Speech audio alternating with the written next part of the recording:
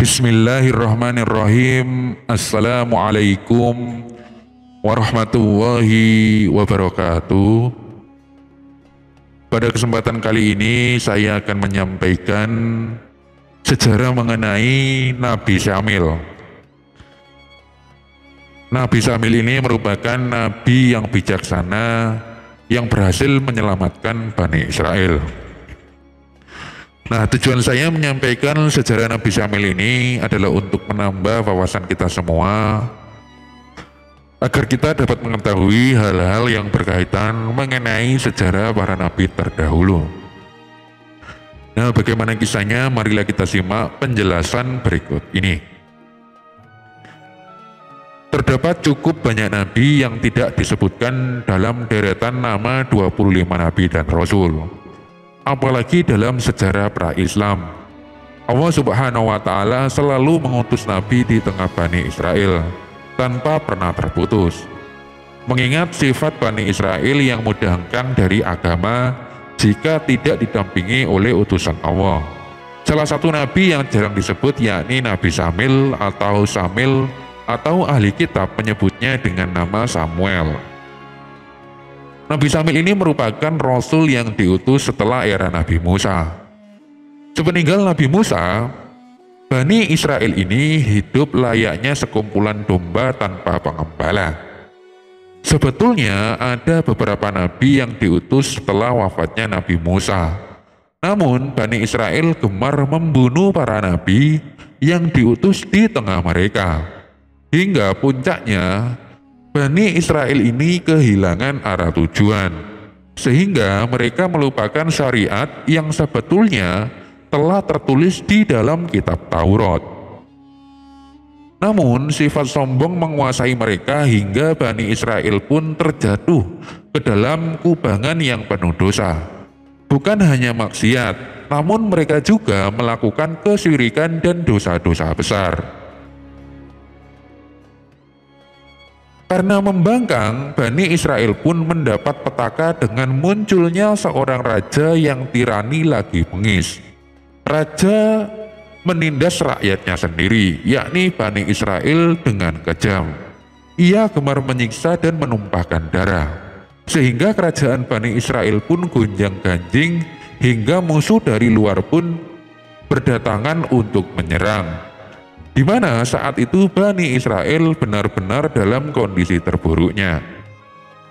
Namun dalam kondisi demikian, Bani Israel tetap saja percaya dari bahwa mereka tak akan pernah terkalahkan karena memiliki tabut. Bukannya bertawakal kepada Allah, mereka justru berpegang pada tabut dan sombong karena memilikinya. Nah, setiap bangsa kala itu mengetahui bahwa siapa yang memiliki tabut tidak akan pernah terkalahkan. Hingga suatu hari, tabut ini jatuh ke tangan bangsa Askalon. Sumber lain mengatakan mereka adalah kaum Amalikoh yang terkenal bertubuh besar. Nah, Bani Israel pun mengalami kekalahan yang memilukan. Sang raja tirani tewas dalam peperangan dengan bangsa Amalikoh. Sementara Bani Israel terusir dari negerinya demi menyelamatkan diri. Saat itu Bani Israel benar-benar di atas kesengsaraan, hingga mereka pun menyadari kesalahan dan dosa yang mereka lakukan. Allah Subhanahu wa Ta'ala pun kemudian mengangkat Nabi Syamil menjadi nabi dan mengutusnya untuk menyelamatkan Bani Israel.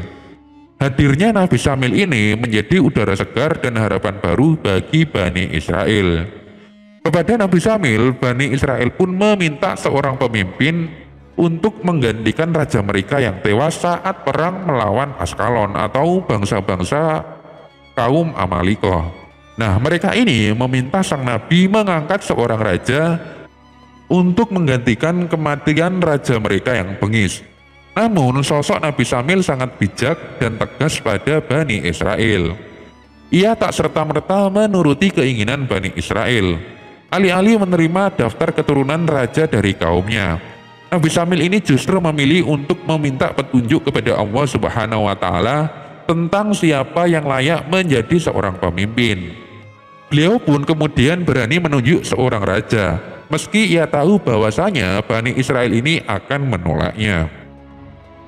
Nah, ia adalah pria yang bernama Tolut yang ditunjuk Nabi Syamil untuk menjadi seorang raja.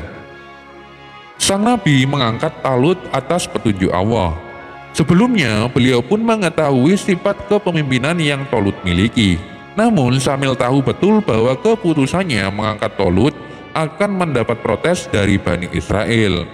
Mengingat bahwasanya Tolut bukanlah berasal dari keturunan raja. Meski sejatinya Tolut adalah keturunan daripada Bunyamin, yaitu saudara Nabi Yusuf yang soleh.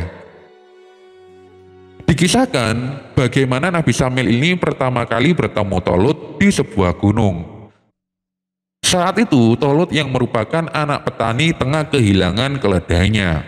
Bukan bertemu keledainya, Tolut justru bertemu dengan sesosok pria yang bisa langsung ia kenali sebagai utusan Allah. Saat itu pula Nabi Syamil baru saja mendapat petunjuk Allah bahwa ia akan bertemu calon raja bagi Bani Israel.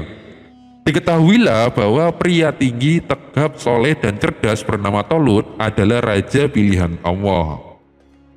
Ketika itu, Tolut berkata kepada Nabi Syamil, "Tetapi saya adalah Bani Bunyamin, Bani yang paling tak dikenali di kalangan suku-suku keturunan Yakub. Dan saya tidak tahu menahu tentang kepemimpinan ataupun kerajaan. Saya hanyalah pria miskin yang tidak memiliki kekayaan." Ketika itu dengan bijak Nabi Syamil pun meyakinkan Tolut, "Sesungguhnya Allah Subhanahu wa Ta'ala telah menghendakimu untuk menjadi seorang raja. Karena itu bersyukurlah dan kuatkanlah keimananmu."